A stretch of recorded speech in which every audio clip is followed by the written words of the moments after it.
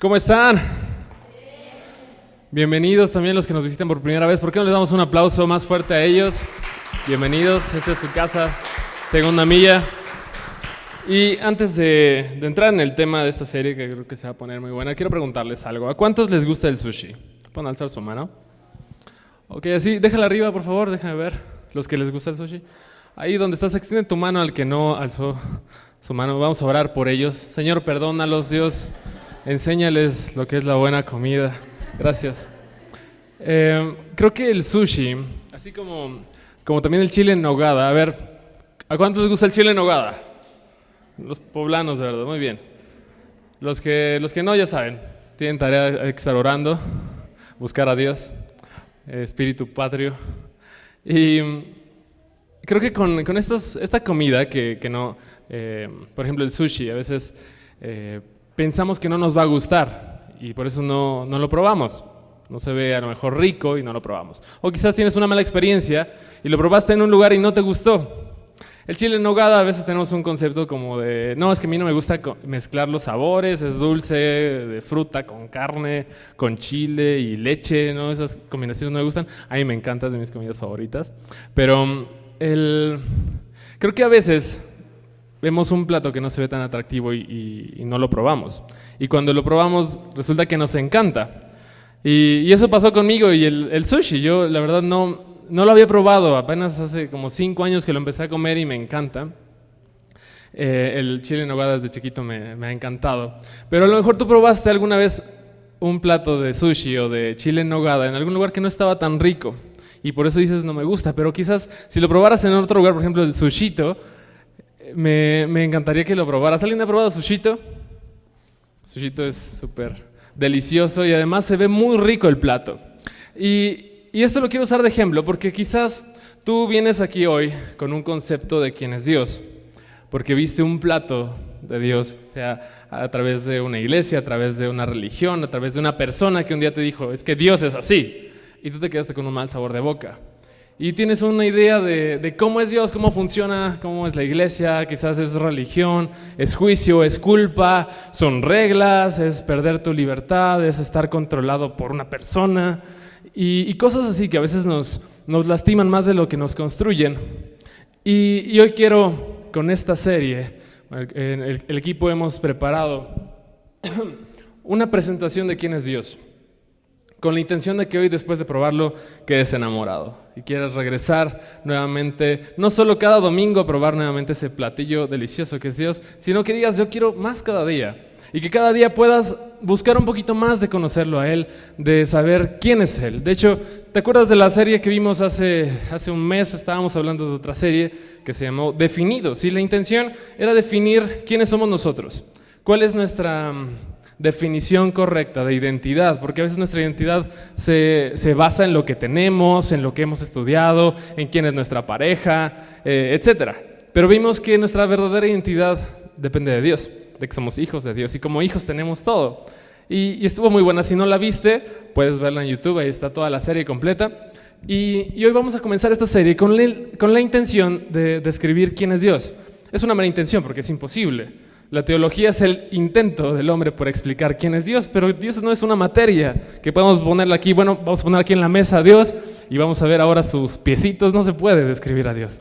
Dios es mucho más grande que nosotros y no podríamos explicarlo jamás, pero este es un pequeño intento de describir entonces quién es Dios de principio a fin. Y esta es una línea del tiempo que trata de ilustrar cuál es desde el principio, qué es lo que se ha escrito de Dios hasta el final, qué es lo que se ha escrito, porque dice Apocalipsis que ya no se puede añadir nada, todo lo que se había de decir de Dios ya está escrito. Ya no puedo yo añadirte una descripción nueva de Dios y decir, ¿saben qué? Ya sé quién es Dios y aquí está un nuevo libro de quién es Dios. No se puede, ya está escrito todo. Y lo que conozcamos de Dios tiene que estar dentro de esta línea del tiempo que comenzó con lo que escribió Moisés acerca de Dios, y Moisés lo escribió por aquí acerca de todo lo que había sucedido desde la creación, desde Adán. Y este punto es más o menos en el 1500. Se empezó a escribir en el 1500, pero de ahí tenía otros 1000 años, al menos otros 1500 años, por ahí del 3500 antes de Cristo, 3500 antes de Cristo. Espero no aturdirte con datos, voy a hacerlo súper rápido. Pero créeme, es un esfuerzo muy grande de nuestra parte para en 40 minutos resumirte 39 libros. Aquí faltan 27. Pero 39 libros en 40 minutos es una hazaña. Por eso te pido, por favor, pon en vibrador tu celular, no te distraigas, no hables con el que está a tu lado, regálame este tiempo de tu atención, quizás no vuelva a hablar contigo en 7 días más, eso si vienes el próximo domingo, pero esta es una oportunidad que tenemos de conocer a Dios. Y te decía, entonces, en esta etapa de tiempo se escribió mucho acerca de Dios y queremos ponerlo en un pequeño resumen, tratando de explicar cómo eso afecta a nuestra vida hoy, quién es ese Dios, cuáles son los conceptos que, como te decía, acerca de la comida, quizás hoy traigo acerca de que Dios puede ser, quizás has escuchado también esto de que Dios en el Antiguo Testamento era muy malo, y juicio, y ira, y destrucción, fuego del cielo. ¿Has escuchado ese concepto de que Dios antes era malo y ahora Nuevo Testamento, gracia, amor, bondad, y que como si fuera un Dios distinto? Pero la realidad es que hoy podemos interpretar todo lo que se ha escrito de Dios a la luz de la cruz, que alumbra todo lo que se ha escrito. Y entonces vamos a leer, este es el título, si quieres anotarlo, episodio 1, el principio. ¿Puedes repetirlo conmigo fuerte? El principio. Y vamos a leer Génesis 1:1. En el principio, precisamente, Dios creó los cielos y la tierra. Ahí en el principio Dios ya existía. En ese punto, puedes regresar a la ilustración, en el punto inicial de la línea, en el principio Dios ya estaba. En el principio Dios creó, pero Dios ya estaba. Él no fue creado, Él ya estaba ahí Dios Padre, Hijo y Espíritu Santo para crearlo todo. Te pido que me acompañes a orar, que Dios nos ayude a entender lo que tiene para nosotros esta tarde. Señor Jesús, hoy venimos a escucharte a ti. Te pedimos que abras nuestro corazón, nuestra mente, nuestro espíritu, nuestros ojos, nuestros oídos, para que podamos aprender más de ti. Que hoy sea tu palabra revelada a nuestra vida, la que transforme, quite lo que tenga que quitar y ponga cosas nuevas. En el nombre de Jesús todos decimos, amén.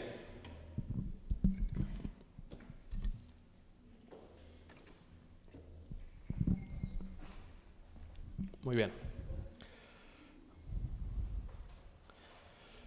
Vamos a leer Hebreos 10, verso 1. Si quieres anotarlo, me parece muy interesante este versículo. Fíjate, el sistema antiguo bajo la ley de Moisés.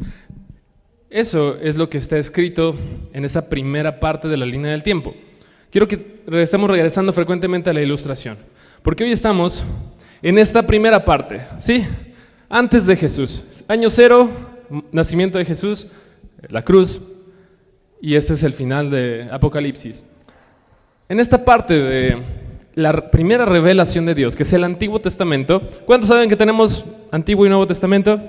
Ahí en tu Biblia tenemos dos partes, el Antiguo y el Nuevo.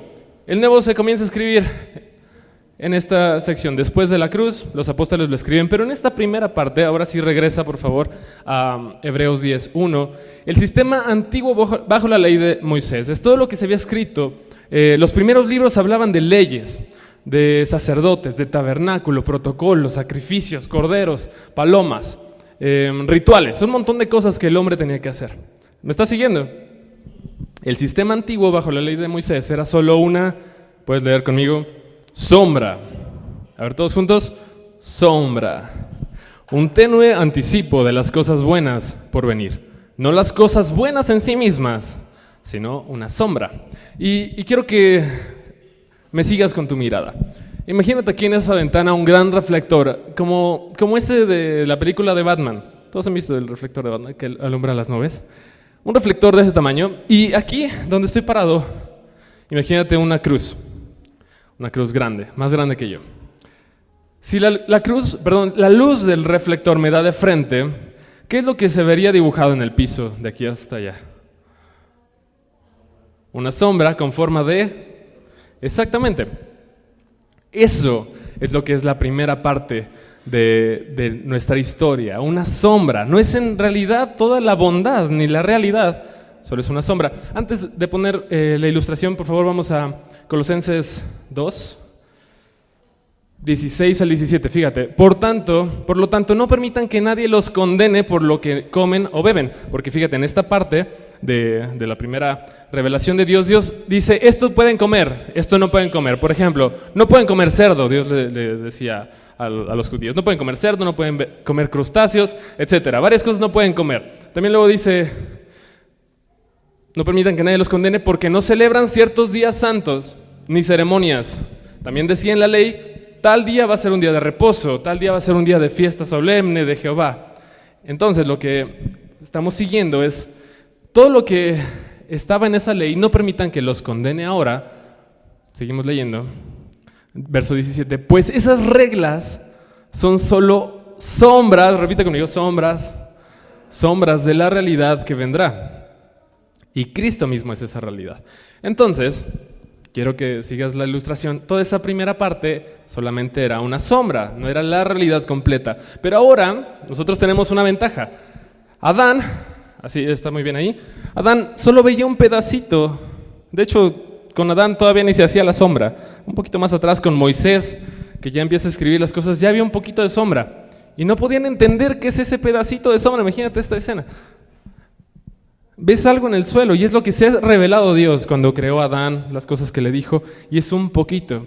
Nosotros ya estamos hasta allá, podemos ver la luz de la cruz, que nos enseña qué hay adelante, pero también nos ayuda a interpretar todo lo que ha hecho Dios. ¿Y quién es? Y lo puedo entender ahora la ley y vamos a profundizar un poquito. Pero al principio no puedo entender qué es la ley, por qué hay que matar corderos, qué significa todo eso, por qué no puedo comer cerdo y tantas cosas, por qué hay juicio, por qué Dios... en algunas escenas se ve cómo mata pueblos enteros con fuego. ¿Y por qué suceden tantas cosas? Hoy no lo puedo entender, porque solo veo un pedacito en esta... si yo fuera Moisés, hoy no lo puedo entender, porque nada más veo un pedacito. Pero hoy a la luz de la cruz vamos a entender toda esta escena. Entonces imagínate Moisés y pues no se entiende nada. Un poquito más adelante vemos hacia atrás, imagínate que soy David y veo ya lo que escribió Moisés, Josué, etcétera, y veo una figurita por ahí. Avanzamos otro poquito y ya como que empieza a cobrar forma, ¿no?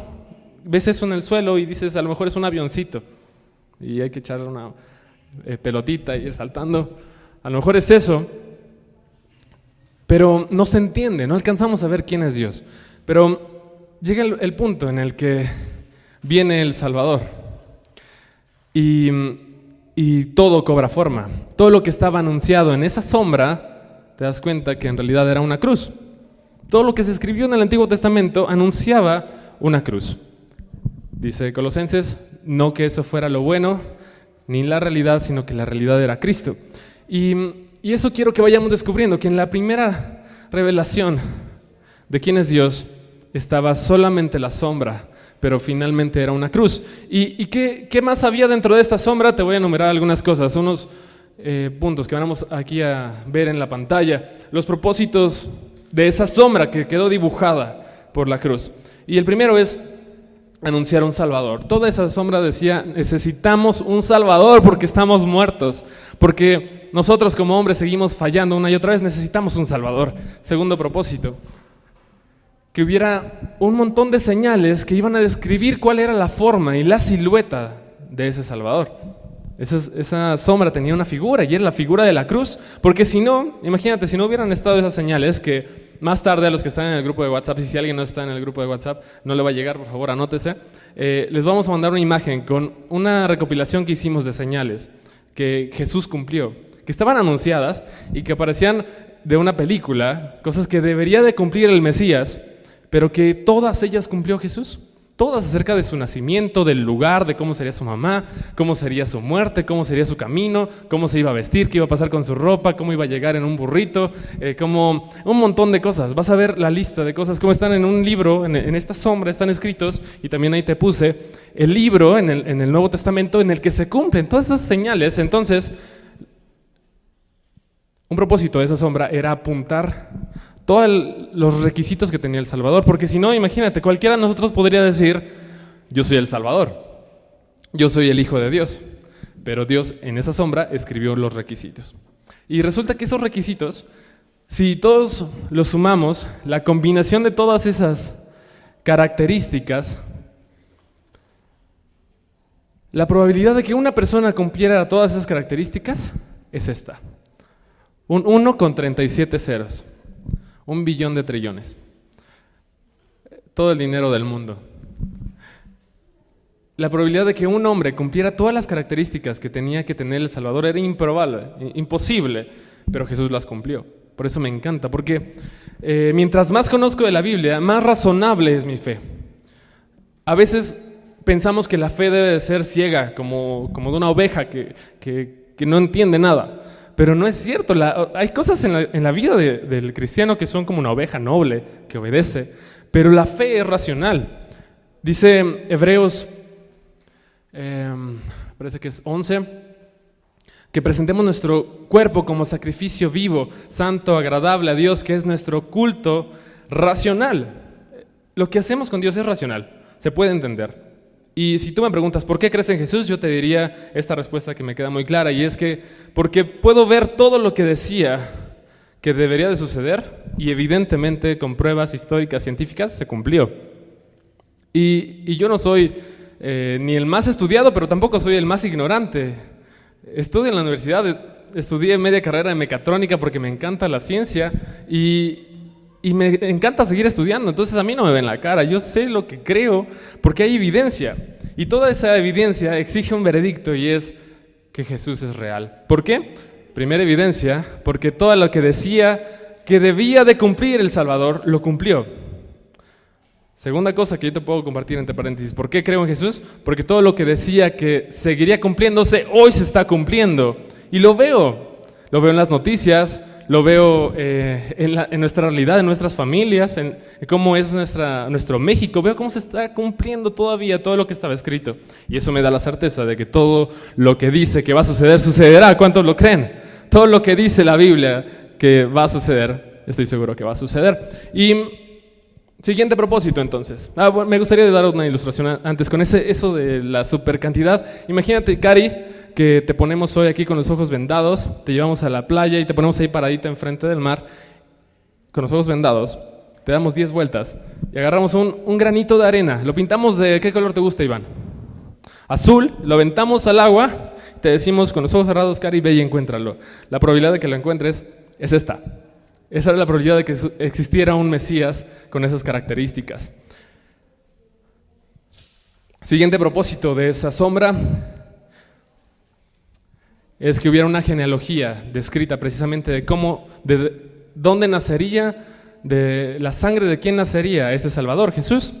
Siguiente, explicar la relación de Dios con el hombre. Toda esa sombra me ayuda a entender cuál era la relación de Dios con el hombre, me ayuda a entender cuál es la moral de Dios, qué es lo bueno y qué es lo malo. Hoy ya no me rige la ley y no me esclaviza. Por ejemplo, el comer cerdo. Yo sería muy triste si no pudiera comer cerdo. Ya no me esclaviza. Pero puedo voltear y ver los mandamientos y esa ley estricta que decía no coman cerdo y entender que había un secreto de parte de Dios. ¿Y alguien es médico aquí? Nutriólogo, no sé. ¿Alguien sabe un poquito de comida? A ver, Beto, ¿qué tiene de malo el cerdo? Es muy sucio. ¿Qué más tiene el cerdo de...?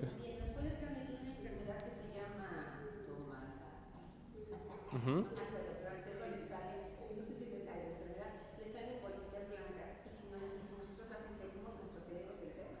¿Como cisticercosis? Sí. Sí. Uh-huh. Una como larva.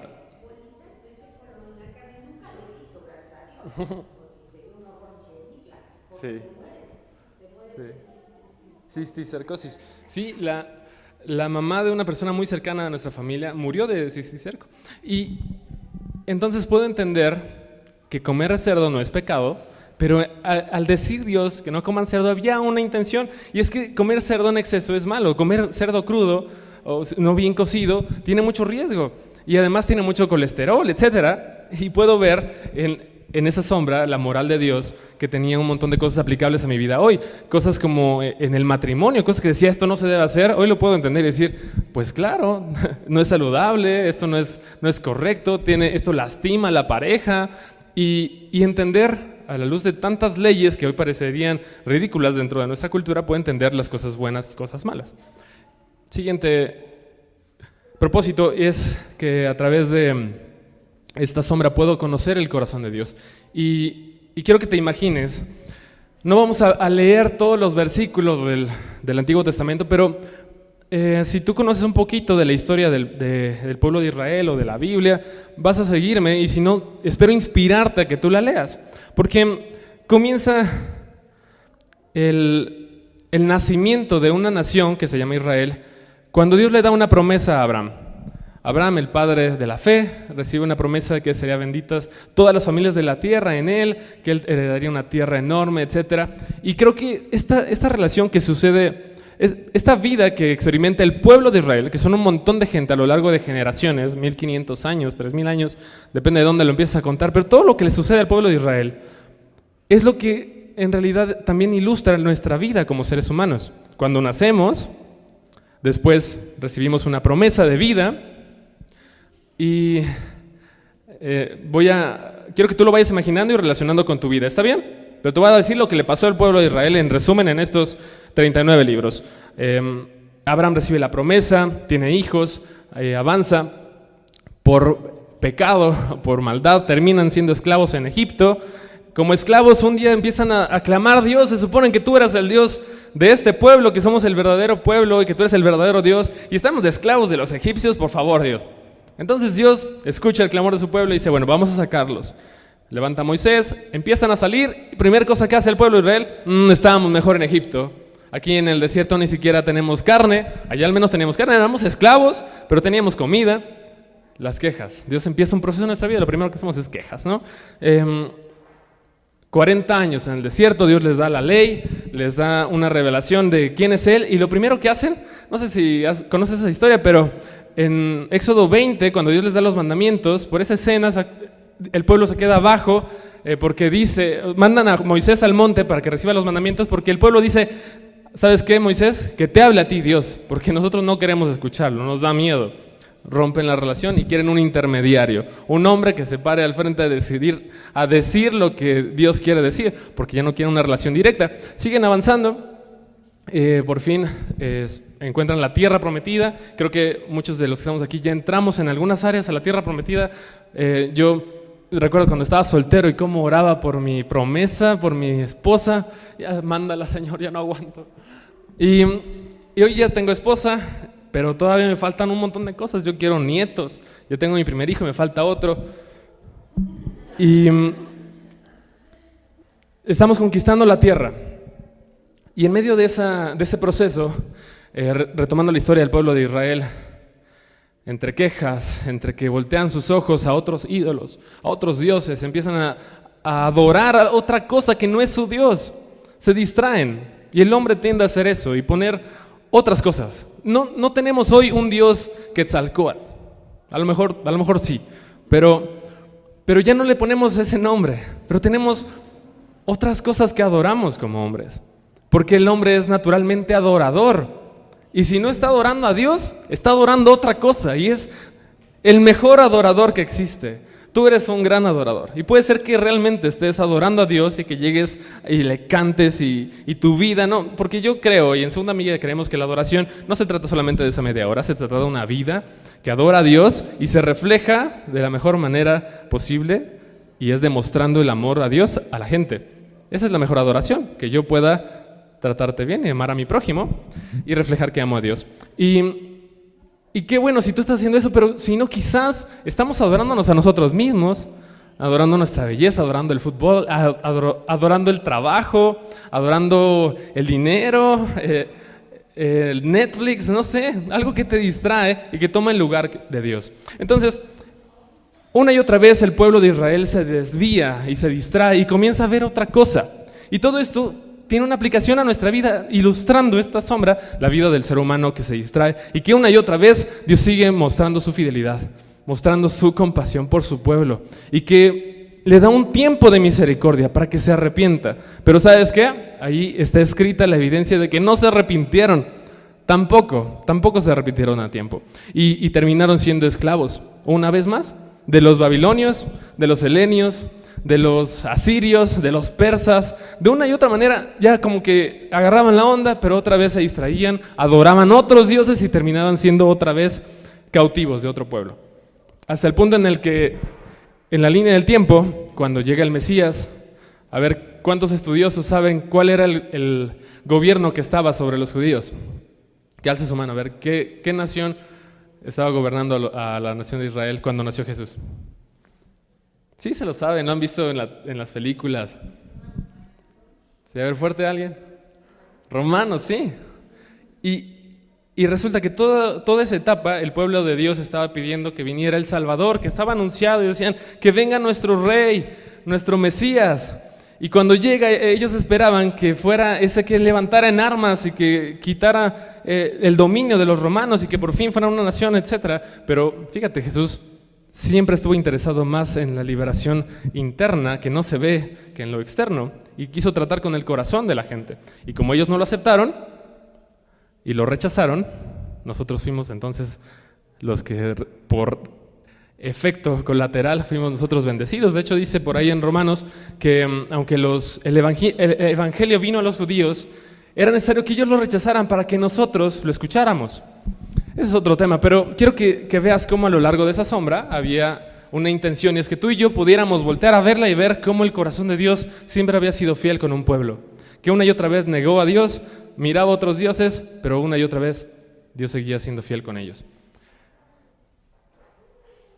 Ese es uno de los propósitos de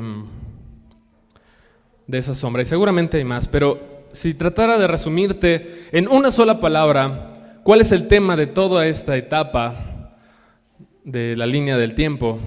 E incluso las otras etapas después de la cruz. Todo te lo podría resumir en una palabra, y esa palabra es redención. Redención. Ese es el tema central de la Biblia. Si tú no lo sabías, anótalo. La Biblia se resume en una palabra y es redención. Esa palabra es precisa, aunque a veces es confusa, porque redención, ¿a qué te suena, Adán? ¿Qué significa redención? Así en una palabra, un sinónimo. Está difícil. A ver, ¿quién sabe qué es redención? Tengo una idea.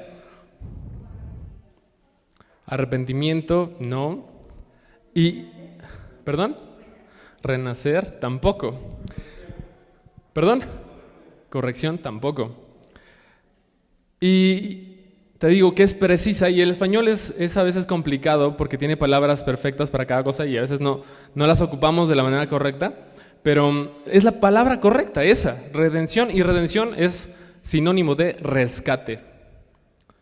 Redención es rescate. Redención también suena como a rendición, como a rendirse, como postrarse o algo así, pero tampoco es eso, es rescate. Y ¿te acuerdas que leímos Génesis 1:1? Puedes ponerlo.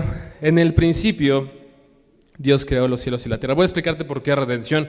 Porque en el principio, Dios ya estaba ahí.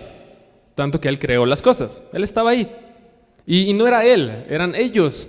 Dice un poquito más adelante, ahí mismo en Génesis 1, dice, y dijo Dios, hagamos al hombre a nuestra imagen, conforme a nuestra semejanza. ¿Quiénes dijeron eso? Si estaba Dios solito. ¿Cómo que nuestra imagen? O hagamos, ¿quiénes? Pues ese es el primer versículo donde aparece la Trinidad. Dios Padre, Hijo y Espíritu Santo. Que estaban ahí hablando, porque ya eran ellos tres, una familia, pero sabes, el cuadro no estaba completo. Hay un cuadro que se llama La Trinidad, y lo pintó alguien increíble que se llamó Andrei Rublev. Y este cuadro, quiero ilustrártelo, quiero que dejes volar tu imaginación. Y están en este cuadro enorme, está el Padre, el Hijo y el Espíritu Santo. Creo que el Padre arriba, el Hijo y el Espíritu Santo, alrededor de una mesita. Y están viendo como hacia la cámara, no había cámaras, obviamente es una pintura, pero abajo, en este espacio de la mesa, hay un lugar vacío. Está la mesa y están ellos tres, pero hay un lugar vacío. Y lo que quería decir Andrei Rublev es que Dios no estaba totalmente satisfecho. Tenía todo, pero quería que alguien más se sentara en su mesa. Y el propósito de Dios al crear al hombre era tener a alguien con quien relacionarse. Y ese es tu propósito. Si no lo sabías, Dios te creó para tener una relación con Él, para ser familia. Dios no te creó para que fueras su súbdito y lo adoraras. No, Dios te creó para tener una relación con Él. Y de hecho ese cuadro en el original tiene una pequeña mancha allí donde está ese espacio vacío dentro de la mesa, y dicen los estudiosos que ahí iba un espejo, para que así lo planeó Andrei, para que cualquiera que llegara viera que tenía un lugar en la mesa. Está padre, ¿no? La escena. Y entonces Dios, en Génesis 1, crea al hombre a su imagen, a su semejanza, para tener una familia, para relacionarse con él. Y el hombre tenía todo. Imagínate, Adán, andaba encuerado en el Edén, tenía todo. Agarraba los mangos, agarraba las sandías, tenía alimento, salud, vida, él no se enfermaba, él tenía provisión, no tenía que sufrir como nosotros para encontrar pan. Él tenía provisión y el trabajo era una bendición, era algo disfrutable, era exquisito trabajar porque el hombre nació para trabajar. Y Dios le dice, Génesis 2:15, el Señor Dios puso al hombre en el jardín del Edén para que se ocupara de él y lo custodiara, pero el Señor Dios le advirtió, puedes comer libremente del fruto de cualquier árbol del huerto, excepto del árbol del conocimiento del bien y del mal. Si comes de su fruto, sin duda morirás. Este es el principio de la historia. Adán tiene todo, y todo se lo entrega a la serpiente. Él tenía la autoridad, ¿sabes? Los hombres teníamos la autoridad de nuestra casa, y hablo hombre indistintamente del género. Tenemos la autoridad de nuestro cuerpo, de nuestra mente, de nuestra voluntad, pero decidimos entregársela a la serpiente. Por eso hoy es tan difícil gobernar nuestros pensamientos, emociones, capacidades. Es tan difícil porque ya no somos dueños y teníamos la autoridad, pero se la dimos a la serpiente. Ese es el origen donde todo se echó a perder. Él tenía todo, tenía una familia, tenía el derecho a tener hijos, etcétera, pero lo perdió. Y en esa misma escena, Génesis 2 al 3, donde se da el diálogo con la serpiente, que seguro tú ya has escuchado, donde la serpiente le dice, mira, si comes de este fruto no te vas a morir, es que Dios no quiere que seas como Él. Y la mujer toma del fruto. Y el hombre le echa la culpa a la mujer, pero yo te pregunto, ¿dónde estaba el hombre en esa escena? Él tenía que estar cuidándola, pero no estaba. El primer pecado fue el de omisión. Omisión.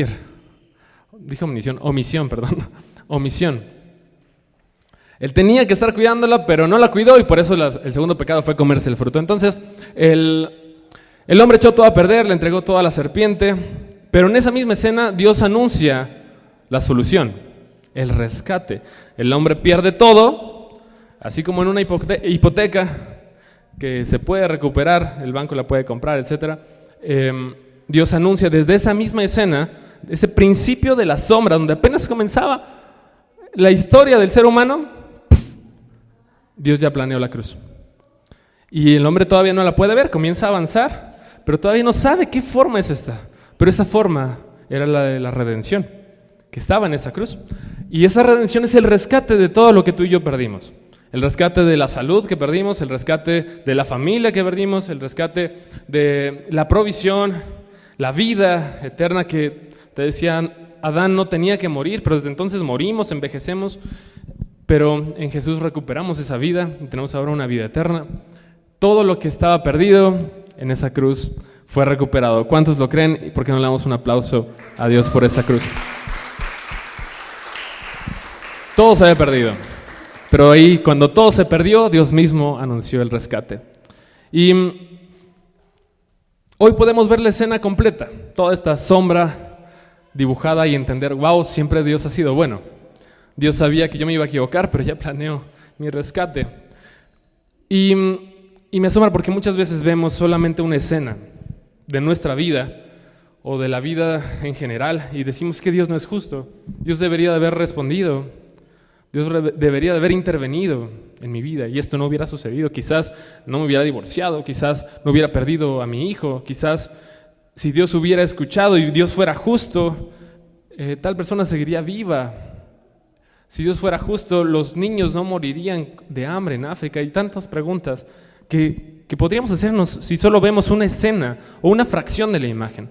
Pero hoy quiero que podamos abrir ese panorama y ver la imagen completa y ver cómo esa sombra tiene una forma y forma de cruz. Dios siempre ha sido justo. Es difícil verlo si solo nos enfocamos en una escena. Pero esto de la justicia de Dios es algo que yo te quiero compartir, porque comenzamos diciendo quizás tenemos un concepto de Dios que no es el correcto, porque probamos en una iglesia o en una religión o en una plática con alguien y yo hoy llegué diciendo Dios no existe, porque todo lo que he vivido me dice que Dios no existe, pero quiero que hoy salgas convencido de que Dios sí existe y que siempre ha sido justo. Y para eso quiero presentarte una escena muy especial. Todos, puedes ayudarme con la música para que nos concentremos más chido. ¿Cuántos aman a los niños? Pueden alzar su mano. Los que no, qué mala onda. Pero yo voy a pensar en mi bebé. Yo cómo amo a mi bebé, es inocente, es bueno, es alegría. Y el amor que yo siento por él, al mismo tiempo, me hace sentir mucho coraje de pensar que alguien pudiera hacerle daño. Pensar que alguien lastimara a mi niño, lo que yo sentiría de odio por esa persona es del mismo tamaño que mi amor por él. Y esto lo digo como ilustración de cómo Dios es siempre bueno y ama tanto su creación y del mismo tamaño tiene que ser tan justo con lo que lastima su creación. Y al mismo tiempo ama al hombre y aborrece el pecado que lo asesina, el pecado que destruye su plan perfecto. En Adán, Dios crea un hombre con esperanza, con expectativas de tener una relación con él, y viene el pecado y destruye la relación con él. Ya no puede hablarle directamente, Adán ya no escucha su voz, y estoy seguro que Dios sigue hablándole, pero Adán ya está tan distraído que no escucha su voz, y Dios no va a gritarle, Él no va a manipularle, no va a decirle, hazme caso. Dios sigue hablando, pero espera que nosotros pongamos atención, que bajemos el ruido alrededor nuestro y que queramos escuchar su voz. Y me imagino a Dios amando tanto a Adán y tan enojado con el pecado que destruyó su creación. Y esto lo voy usando para ilustrar cómo Dios al mismo tiempo ama, pero al mismo tiempo tiene que hacer justicia contra todo lo que lastima, lo que ama. Y la misma ley que Dios escribió dice que la paga del pecado es muerte. Y esa es su naturaleza, tiene que exigir justicia. Y aquí hay una abogada, ahorita recuerdo que eso. Vamos a ocupar eso de ejemplo, porque pienso en la gente que pudiera abusar de niños, que pudiera maltratar psicológicamente o sexualmente a un bebé, y que existe.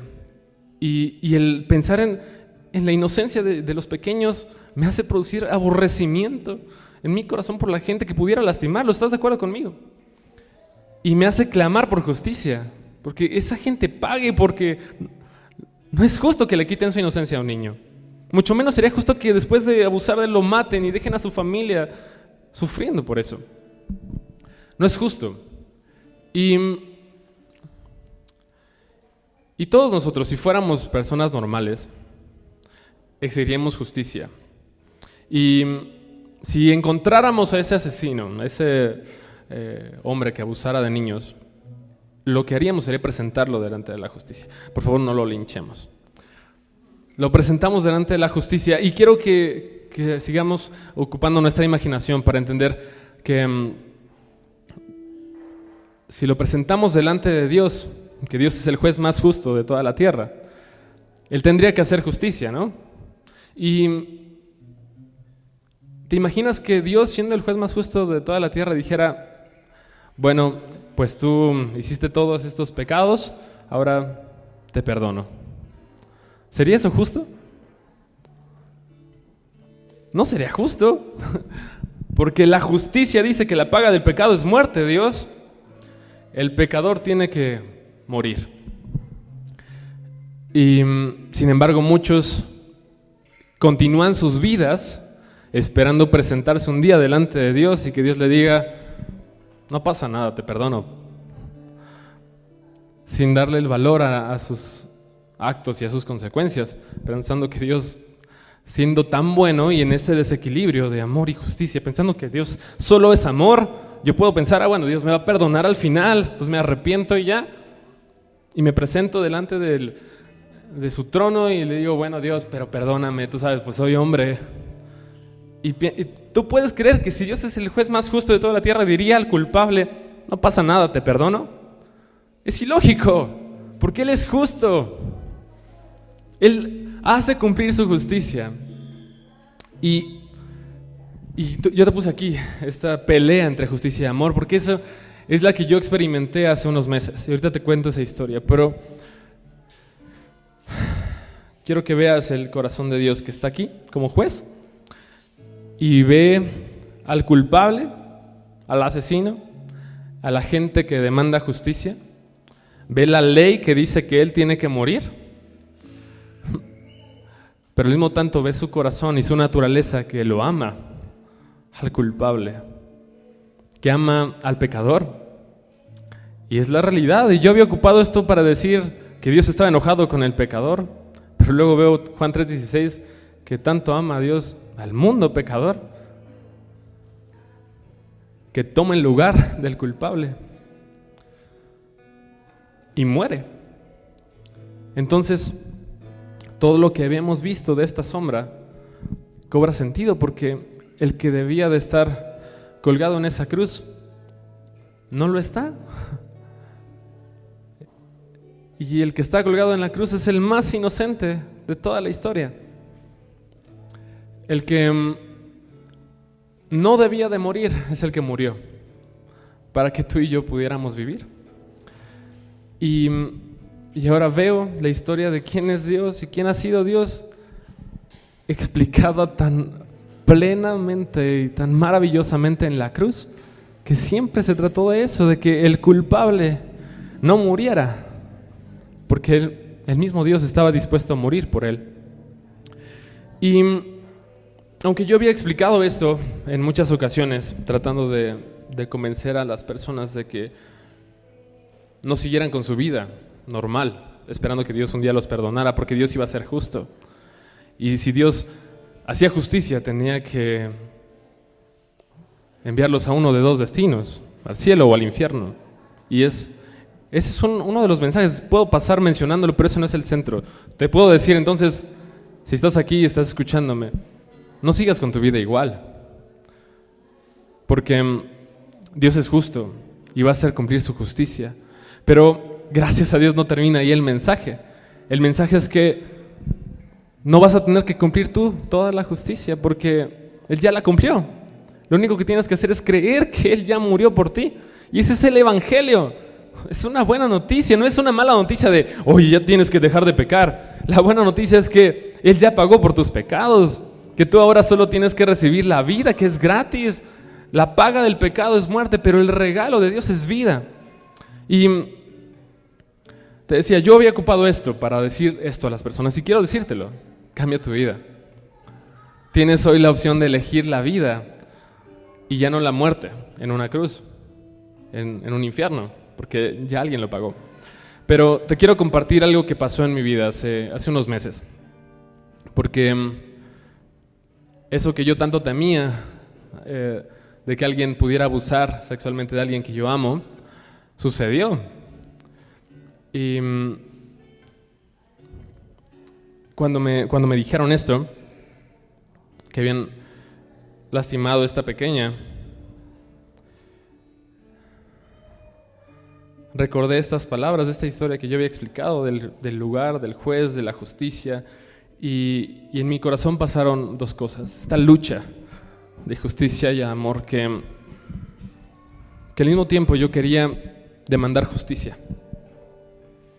Decía, y al escuchar lo que pasó y cómo lastimaron a esta pequeña, yo decía, no es justo. ¿Por qué? Ella no lo merecía. Y empecé a sentir dolor y rabia y frustración. ¿Y por qué? Y empecé a alzar mi dedo y decir, Dios, ese desgraciado debería morir. Y mientras más sentía ese odio porque habían lastimado a quien yo amo. Dios me permitió también sentir el amor, porque estaba yo ahí sentado, llorando, escuchando al teléfono lo que había pasado, y al mismo tiempo empecé a sentir como yo hoy estaba señalando a alguien que estaba en esa silla de juicio, siendo culpable. Pero recordé como una vez Dios me levantó de esa silla para tomar mi lugar. Y no podía dejar de llorar, porque yo había sido culpable una vez y Dios se hizo culpable por mí, y entendí cómo mientras yo acusaba a ese hombre, a quien estaba acusando realmente era Jesús, y estaba señalando al Hijo de Dios que había tomado mi lugar, y estaba tomando yo el lugar de esos soldados romanos que golpearon a Jesús, que le escupieron en la cara, que lo abofetearon, que lo patearon, tratando de matar a un inocente que ahora estaba sentado en el lugar del culpable. Eso fue una de las experiencias más impactantes que he atravesado, porque pude sentir el corazón de Dios. Y recuerdo solamente 2 ocasiones. Esa es una de ellas en la que por primera vez sentí con toda potencia el corazón de Dios, no solo por el inocente, sino por el malvado, que al mismo tiempo es su creación, que es aquel violador, pero al mismo tiempo soy yo. Y pude ver cómo Dios me ama a mí, que a veces pienso que soy bueno, pero que soy de la misma calidad de carne que aquel que a veces yo señalo como malvado. Y pude entender el amor de Dios y su justicia, que están equilibradas. La única persona que se cumplió total amor y total justicia. Espero que esto nos ayude a entender entonces cuál era esa cruz. ¿Quieres ponerte de pie? Vamos a orar. Y con tus ojos abiertos,